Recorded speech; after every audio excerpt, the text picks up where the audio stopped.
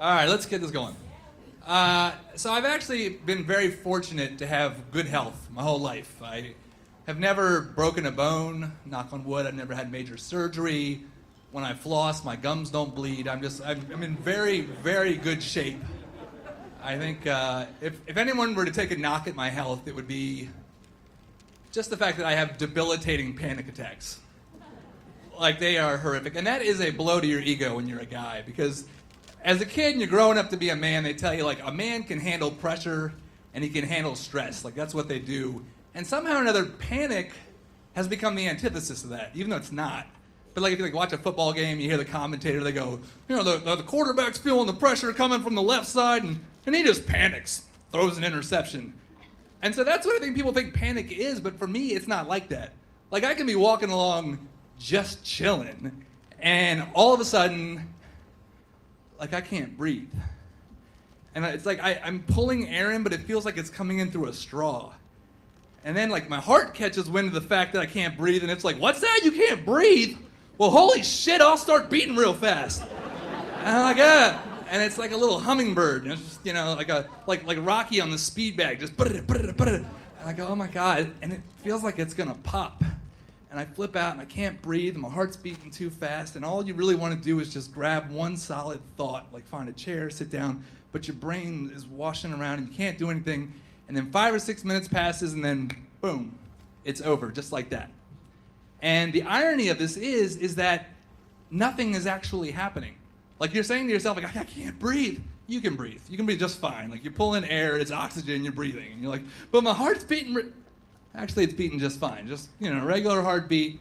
So I've gone through enough panic attacks now that I have breathing exercises and I have Xanax, which I love. So 9 times out of 10, I can get through a panic attack. But the 10th one is a doozy, and that's the one that I had last December. It was the weeks leading up to Christmas, and it was like the office, and again, it's just low pressure. Like, the office is like grinded to a halt. No one's doing, it's like that, that time when, like, people like wrapping presents in their office, and you're like, really? Like, you're not even gonna try to look like you're working? Like...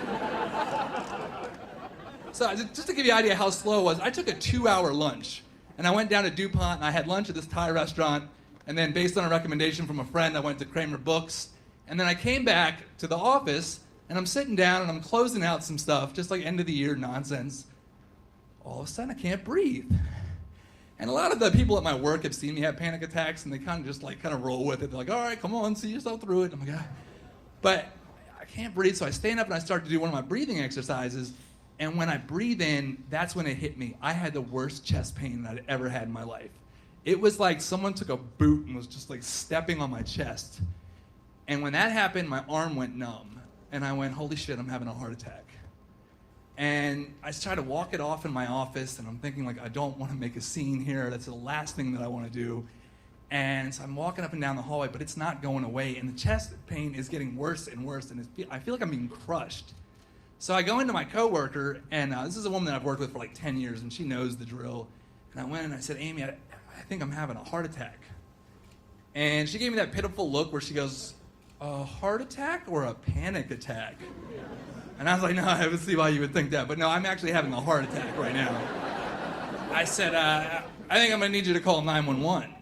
And she was like, okay, we could do that. Or why don't we wait 5 minutes, see if it passes? And this is the reaction I know I'm going to get from everyone. So I'm like, fuck it, I'll just go to my office and like deal with this. So I go and walk into my office and I close the door and I immediately collapse on the floor. And I'm laying there, and now I have a decision I have to make. Do I call 911 myself, have the EMTs storm the Discovery Building, take over the 6th floor, and wheel me out over what will inevitably be a panic attack, because that's how my life goes? Or do I try and brave it out and have a heart attack in my office? And so I'm thinking, I was like, like, let's say I died in my office. Like, what would happen? Okay. I mean, at least they'd have something to say about me at my funeral. They'd be like, dude, that Mike Kane was a hard-working son of a bitch. Tell you what. Dude, the guy was mid-email, fucking heart attack. Like, all the way up till the end,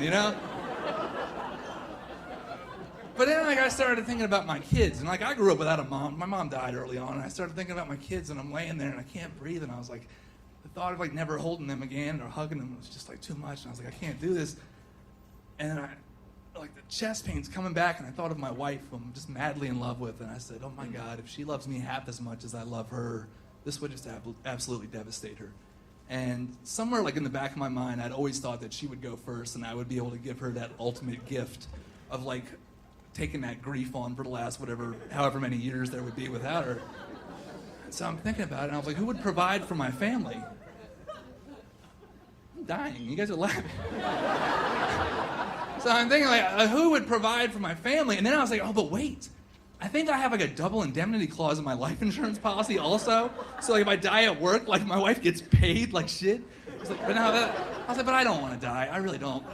And as I'm laying there, my coworker walks in. She's like, oh, shit. And she sees me on the floor, and she immediately calls 911. And it felt like, I would say maybe 40 seconds passed before the EMTs come rushing up, and it's just as I imagined it would be. All of my coworkers are now trying to get a view in my office. The EMTs pushing them out. They got a stretcher, and they get into my office, and they take maybe half a glance at me, and he goes, dude, do you suffer from panic attacks? And I'm like, I was like, I do, but right now I'm dying of a heart attack.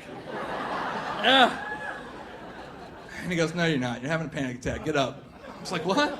But it's the chest pain with the numb arm, and he's like, come on, get on the big boy bed. And they put me on a stretcher, and they wheel me past all my coworkers, and they're all kind of just looking at me like, oh, gee. I was like, happy holidays, guys. And they get me in the elevator. By the time we hit the first floor, like, I've got my breath back. I'm feeling like I'm getting some color back in my face. By the time I got in the ambulance, like the first thought, you know you're fine, like when the first thought is like, I don't know if my health insurance covers ambulance rides. So they, I guess just for argument's sake, they put the siren on for me, make me feel like I was really having an emergency. They took me to Washington at Venice. Has anybody ever been to the Washington? Dude, that shit is no joke. Like, that is a real emergency room. And I get in there, and the place is so packed that there are no available spaces for anyone. Like, all the curtained off areas are taken by people, and they just have patients lined up against the wall. And there's a group of nurses that look completely overworked, and they're frenzied, and they're going around there.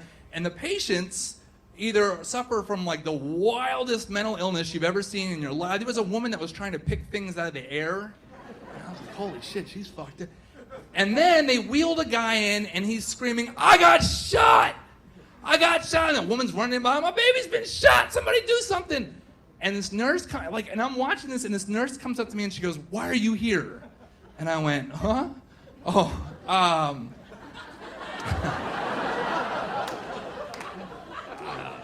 Sometimes I get nervous.